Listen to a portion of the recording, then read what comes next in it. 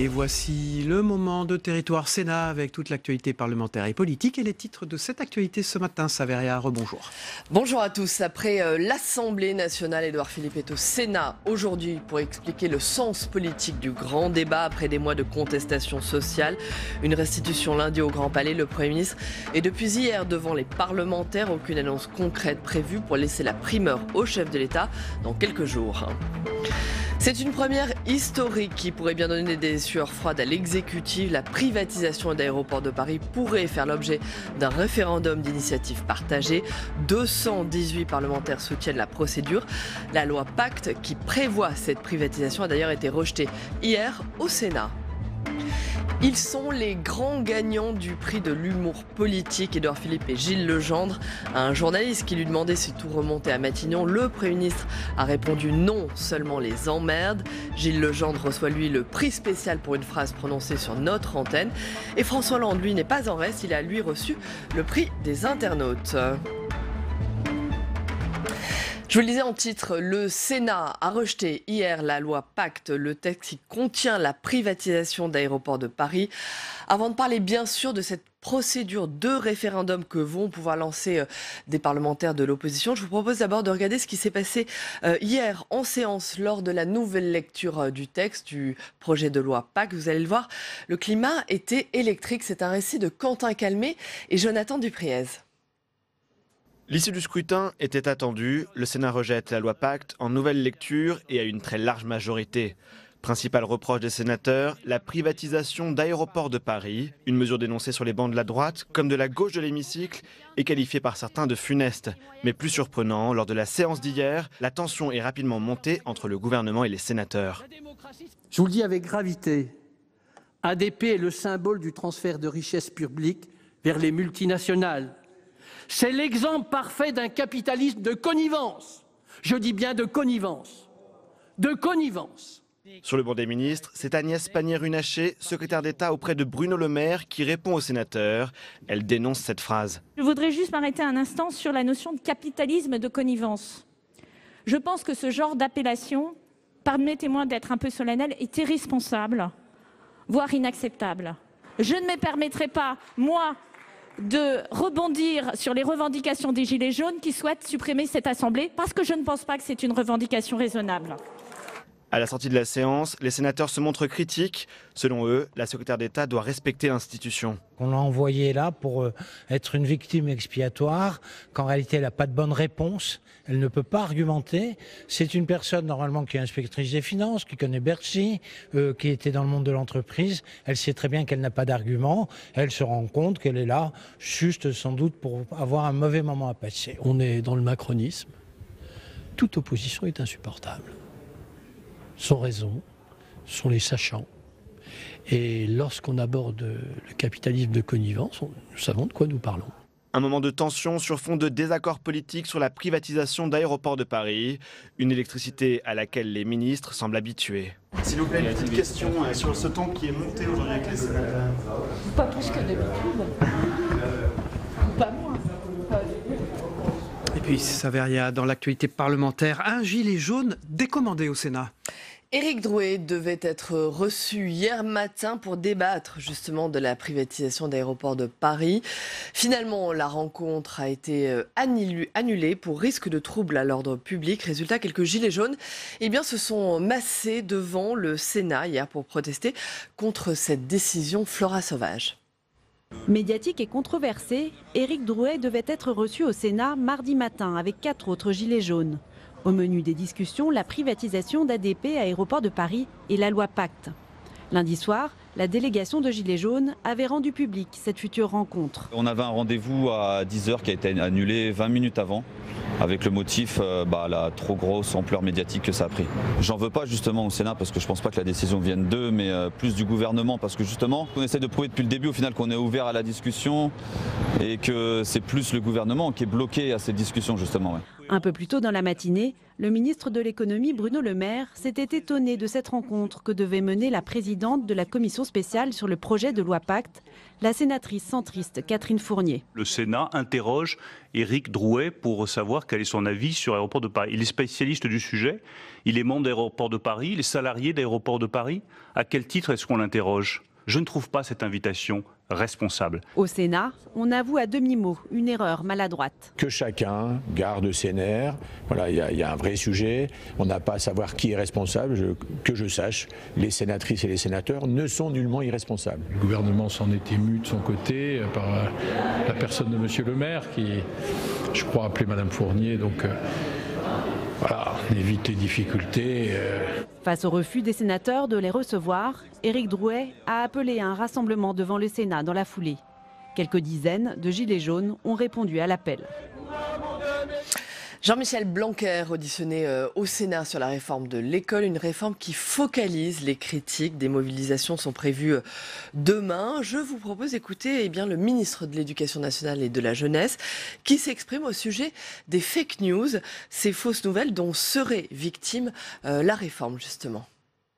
Quand dans un département de France, des parents sont incités par des élus à ne pas envoyer les enfants à l'école maternelle pour protester contre ce que contiendrait la loi en matière de fermeture des écoles maternelles, alors qu'il s'agit d'une loi qui veut renforcer l'école maternelle, que pour prétendre cela, on s'appuie sur une disposition de la loi qui demande simplement que les jardins d'enfants se mettent à la hauteur des standards que nous voulons pour l'école maternelle, et que donc, concrètement, ça veut dire qu'il y a 2 semaines, des enfants ne sont pas allés à l'école maternelle pour lutter contre une mesure qui n'existe pas.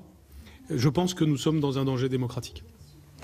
Olivier Faure devant les sénateurs socialistes, le patron du PS était attendu notamment pour s'expliquer sur le choix pour le moins controversé de Raphaël Glucksmann comme tête de liste aux européennes. À la sortie, l'exercice semble plutôt réussi. Reportage Fabien Ricard. Une première fois reportée, l'explication a finalement eu lieu entre le patron du PS et les sénateurs socialistes. Attendu à la réunion de groupe, Olivier Faure est venu défendre le choix d'une liste menée par Raphaël Glucksmann à l'élection européenne.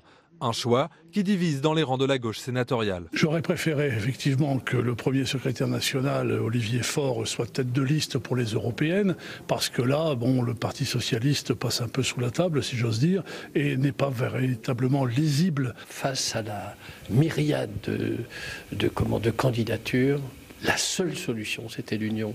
Et je crois que c'est une solution de bon sens qu'a proposé Olivier Faure. Objectif pour le premier secrétaire, donc, convaincre et rassembler les troupes. Je comprends parfaitement qu'il y ait des gens qui puissent ne pas partager initialement les options que je propose. Ensuite, il y a un débat, il y a un vote. Il a été très largement tranché puisque 8 socialistes sur 10 ont validé ce choix. Et donc maintenant, on avance, on fait campagne. On va se battre pour pouvoir faire le meilleur résultat possible, ensemble. À la sortie, le patron des socialistes au Sénat, initialement très sévère contre la ligne d'Olivier Faure aux européennes, semble avoir mis ses réserves de côté. Chacun a pu exprimer ses doutes, ses réserves, mais aussi le fait que nous devions maintenant nous rassembler derrière ce qui est la décision collective des socialistes, à savoir d'avoir une liste menée par Raphaël Glucksmann. Et s'il est difficile pour certains de soutenir une tête de liste qui n'est pas issue du PS, pour le sénateur de Paris, Bernard Jomier, l'alliance avec Place Publique est d'abord une question de ligne politique. L'important, c'est d'arriver à intégrer le logiciel écologiste dans la pensée social-démocrate. Et là, très clairement, avec cette liste pour les européennes, on va dire que c'est un peu la première étape. Certains sénateurs ont exprimé leur souhait de rencontrer prochainement Raphaël Glucksmann. Il est désormais bien leur candidat. Voilà, le face-à-face dans un instant. Guillaume Gontard, le sénateur communiste de l'Isère, est avec nous. À tout de suite. Bonjour Guillaume Gontard, merci d'être avec nous ce matin. Merci à vous. Bonjour Guillaume Gontard, vous êtes un des signataires de cette demande de référendum pour empêcher la privatisation d'Aéroports de Paris. C'est, on l'imagine, une grande victoire pour vous d'avoir atteint le quorum de parlementaires requis pour lancer cette procédure de référendum. Vous pensez réellement pouvoir faire reculer le gouvernement là-dessus ? Bien sûr, je pense que c'est une grande victoire déjà d'avoir réussi à rassembler 185 parlementaires, maintenant même plus. C'était important et puis je pense que c'est peut-être la réponse, cette réponse qu'on attend du grand débat, hein, dont on est en train de parler, elle est peut-être là. Elle est peut-être justement dans ce retour aux citoyens, dans ce retour à la démocratie. Et que là, avec ADP, on voit qu'il y a eu justement débat. Le Sénat a refusé justement cette privatisation, que la droite du coup est revenue en arrière hein, sur ces questions des privatisations. Et donc je pense que le gouvernement doit entendre ça. Néanmoins, cette procédure, on le sait, a très peu de chances d'aboutir. Ce n'est pas qu'un coup politique ? Moi, j'y crois fortement. Et quand je vois les réactions de nos concitoyens, je pense qu'ils attendent ça. On a fait cette première étape. Il faut maintenant 4,5 millions de signatures. Quand on le répartit par département, c'est pas quelque chose qui est inatteignable. Et je pense qu'après, va falloir aller au boulot, va falloir aller à la rencontre de nos concitoyens pour leur montrer l'importance qu'il y a et qu'ils peuvent avoir en signant un vrai pouvoir. Guillaume Gontard, dans le reste de l'actualité aujourd'hui au Sénat, Édouard Philippe, le Premier ministre, sera tout à l'heure devant les sénateurs cet après-midi pour la restitution du grand débat. Vous en attendez quoi de cet exercice ? Vous attendez des choses nouvelles de la part d'Édouard Philippe ? Des choses nouvelles, oui, j'aimerais, parce que pour l'instant, on n'a pas eu grand-chose. Moi, je voudrais déjà quand même remercier tous nos concitoyens, tous les gens qui sont mobilisés pour qu'on arrive à ce grand débat. Parce que derrière, donc c'est une réussite déjà cet exercice.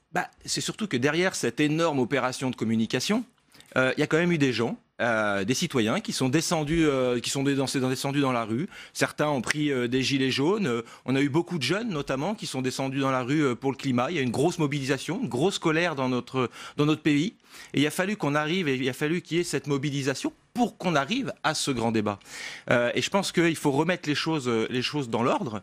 Et c'est grâce justement à cette mobilisation assez forte, parfois qui a été réprimée, et de manière aussi assez forte, et ça je le regrette, mais en tout cas on est arrivé à ce grand débat. Alors maintenant, voilà, on est à l'étape, qu'est-ce qu'on en fait ? On a l'organisation de ce grand débat, sur lequel il y a quand même des choses à dire, et puis après sur qu'est-ce qu'on fait de ce que nos concitoyens nous ont dit.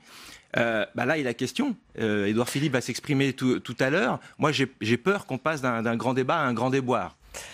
Précisément, qu'est-ce qu'on en fait ? C'est Emmanuel Macron qui doit dévoiler les annonces d'ici quelques jours. Visiblement, les réponses devraient être fiscales. Est-ce que c'est ça qu'attendent les Français, des baisses d'impôts, selon vous ? Je suis franchement pas sûr. Je sais pas, moi je me suis déplacé à la fois sur mon territoire, dans notre pays. Je passe de temps en temps à des ronds-points comme tout le monde et j'ai pas l'impression que ce qui est pu ressortir, ce qu'on est en train de nous dire, soit vraiment ce que moi j'ai pu ressentir en allant sur ces ronds-points. J'ai vu le mot RIC, j'ai vu le mot ISF, j'ai vu ADP, j'ai vu des choses comme ça, j'ai vu surtout une vraie soif d'égalité, de répartition des richesses, une vraie peur sur la précarité, et j'ai l'impression qu'on n'a aucune réponse pour l'instant là-dessus, et que surtout toutes ces réponses sont orientées. Quand on demande quel impôt voulez-vous baisser, on peut dire qu'on est un poil orienté sur les questions qu'on pose. Guillaume Gontard, l'autre actualité aujourd'hui au Sénat, c'est l'examen en séance du texte qui crée l'Office français de la biodiversité. Je rappelle que vous siégez au groupe communiste, mais que vous êtes un élu écologiste. Vous dénoncez le poids du lobby des chasseurs, en l'occurrence, dans la création de cet Office de la biodiversité. C'est quoi le problème avec ce texte ? Alors je dirais qu'au départ, ce texte, il n'y a pas de problème. Au contraire, on avait plutôt un texte à la sortie de l'Assemblée nationale qui faisait consensus. Je dirais qu'il y a un bon texte. Il faut savoir le reconnaître, qui était attendu, puisque dans la loi de biodiversité de 2016, l'ONCFS n'avait pas été rattaché tout de suite, mais je veux dire c'était quelque chose qui était dans les discussions. Et donc là, de rapprocher l'Agence française de la biodiversité et l'ONCFS, la partie chasse, on va dire. Pour les téléspectateurs, c'est l'Office de la chasse. L'Office national de la chasse et de la faune sauvage. De rapprocher ces deux entités pour travailler ensemble sur la biodiversité, c'était quelque chose qui était voulu. Et surtout quelque chose d'assez... je dirais à remarquer, c'est que les associations environnementales et les chasseurs avaient trouvé ce consensus et avaient arrivé à travailler ensemble, étaient arrivés à un beau résultat. Je pense que ça, c'était à saluer. Ce que je regrette, c'est qu'en commission au Sénat, on ait voulu réorienter, ou certains aient voulu réorienter ce texte sur un texte chasse. ce qui n'est absolument pas le rôle de ce texte, c'est la teneur de ce texte. Et c'est ce dont on va s'atteler tout à l'heure. On a déposé un certain nombre d'amendements pour revenir à l'essence même de ce texte, et dans l'intérêt des chasseurs, puisque les chasseurs font partie de cette biodiversité et c'est ce que dit ce texte. On suivra ça en séance, le temps manque. J'aimerais vous entendre également sur la mission d'information dont vous êtes le rapporteur, une mission sur la gratuité des transports collectifs. Est-ce que ça pourrait être demain une réalité en France, la gratuité des transports collectifs? C'est déjà le cas dans plusieurs villes françaises. Oui, c'est pour ça qu'on a proposé avec mon groupe CRCE cette mission, qui est le fait de travailler sur cette gratuité des transports. On voit que c'est quelque chose qui fait débat partout dans notre pays. On a les élections municipales qui vont arriver. À Dunkerque, par exemple, à Dunkerque, ça marche dans les villes où ça a été mis en place. On a l'exemple de Dunkerque qui est plutôt très positif, et d'ailleurs on va rencontrer le maire de Dunkerque pour justement dans le cadre de cette mission, qui est très positif. On a des exemples de recul. Le but, c'est pas de dire la gratuité des transports, c'est la solution à tout. C'est vraiment de poser les choses et de pouvoir donner des éléments à tous ces élus qui demain voudront réfléchir. Parce que la gratuité, c'est pas forcément la gratuité totale. Ça peut être la gratuité sur certaines tarifications. Ça peut être la gratuité dans des périodes. Ça peut être la gratuité de certains services. Mais en tout cas, c'est d'avoir une réflexion globale sur cette question de gratuité. Vous allez dévoiler des pistes, c'est ça, de travail. Très bien, merci Guillaume Gontard. Jérôme Gontard, je voudrais votre avis sur Guillaume Gontard, sur cette suppression de cette ligne qui fait débat en Isère. Vous êtes monté au créneau, il s'agit de la ligne Grenoble-Veynes-Gap.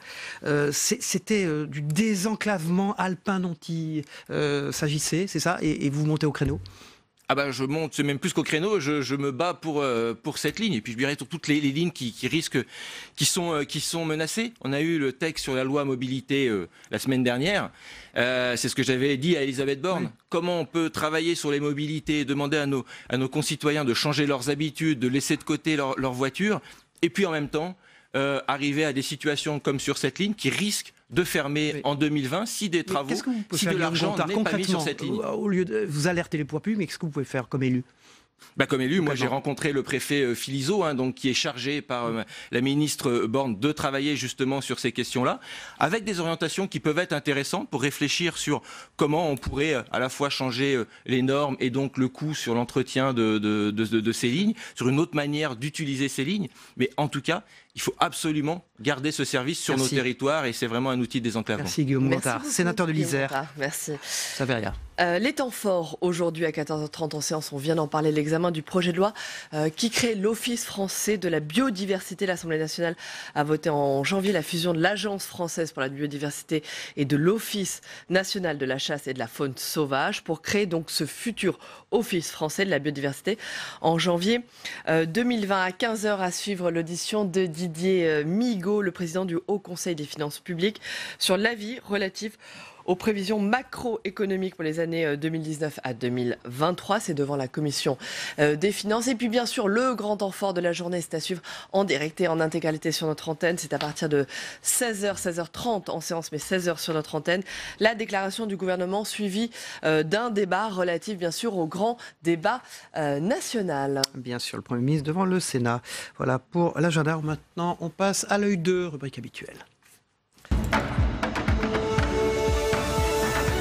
Voilà, rubrique habituelle avec un invité habituel pour décrypter. Benjamin Morel, bonjour. Bonjour. Merci d'être avec nous, docteur en sciences politiques. Toujours. Bonjour Benjamin, on va parler bien sûr avec vous de la privatisation d'Aéroports de Paris et de cette procédure lancée, de ce quorum de parlementaires qui a été atteint. C'est inédit, c'est un véritable coup politique pour la majorité. Un référendum d'initiative partagée pourrait être mis en place.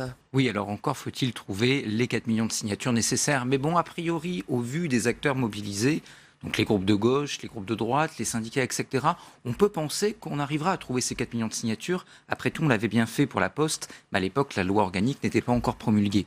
Donc, il est tout à fait possible qu'on ait ce référendum d'initiative partagée.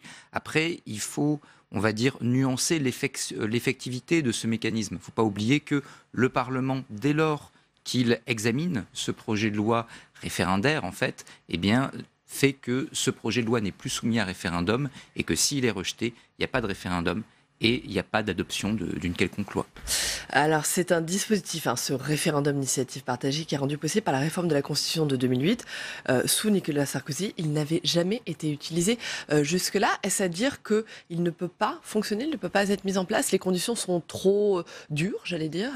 Mais si vous voulez, encore une fois, on a des conditions qui sont en effet extrêmement restrictives. C'est-à-dire qu'il faut arriver à trouver un nombre de parlementaires et un nombre de signataires relativement important. 1/5 des parlementaires, ça c'est bon, puisque visiblement il y a 218 parlementaires, 1/10 du corps électoral, donc 4,5 millions de personnes, et puis également une validation par le Conseil constitutionnel. C'est ça. Donc si vous voulez, on a là relativement des chiffres relativement importants, et c'est en effet assez compliqué à réunir.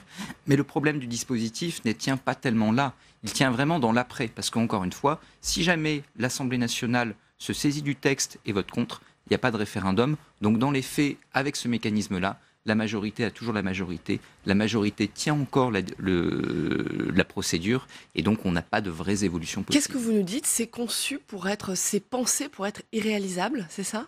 C'est en grande partie pensé pour être réalisable, et c'est irréalisable, et c'est surtout pensé en fait pour ne pas pouvoir être utilisé sans l'aval de la majorité. Si demain vous avez une majorité qui veut bien laisser du champ à un référendum d'initiative partagée, à ce moment-là, on n'examine pas le texte et il y a un référendum d'initiative partagée sans cet aval de la majorité, et donc sous la Ve République du gouvernement, vous n'avez pas de référendum possible. Néanmoins, Benjamin, politiquement, ça reste un véritable coup pour la majorité, ce qui s'est passé.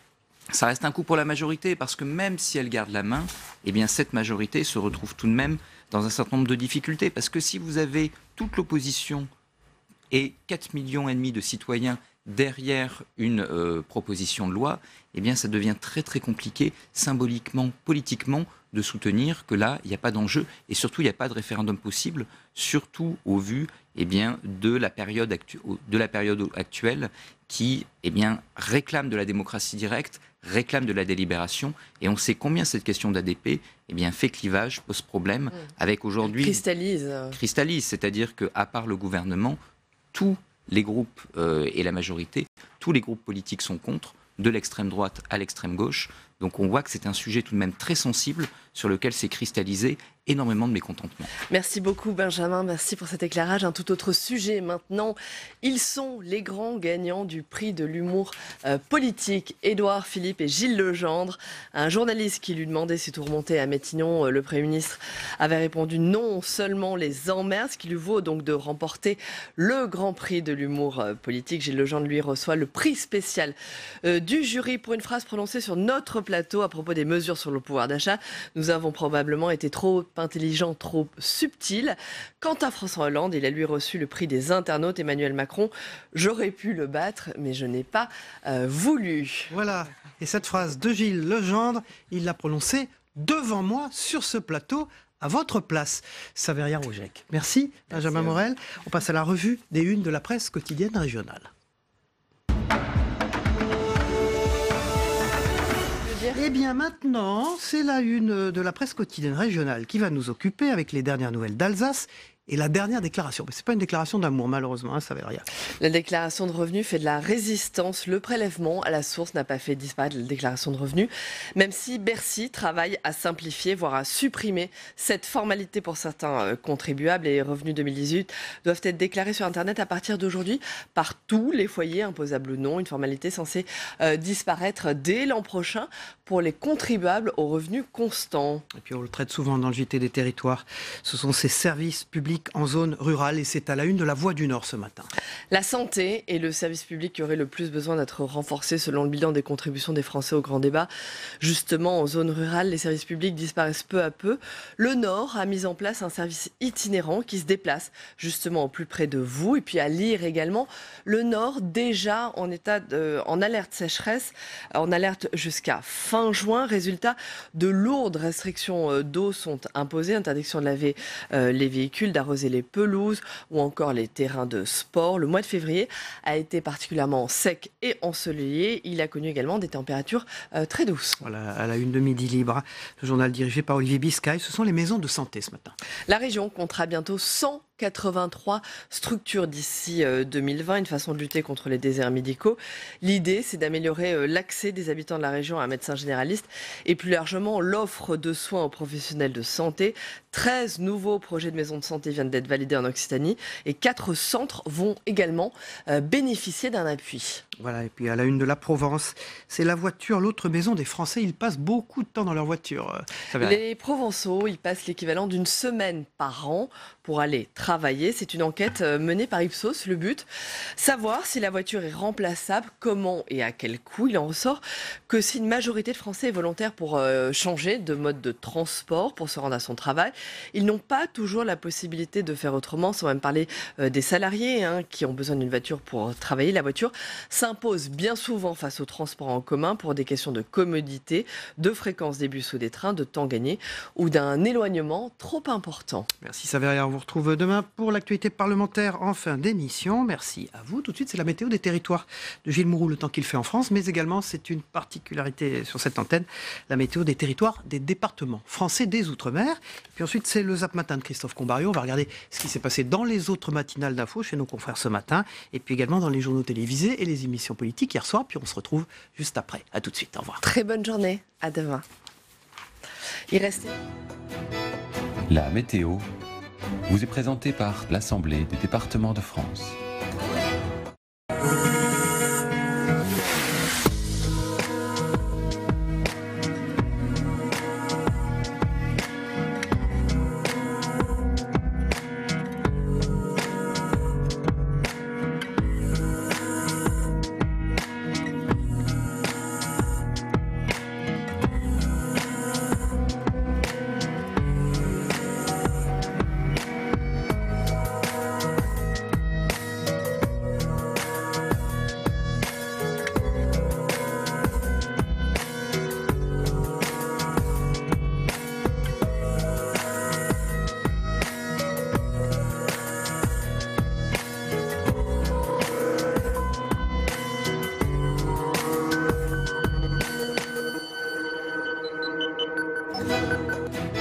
C'était la météo avec l'Assemblée des départements de France.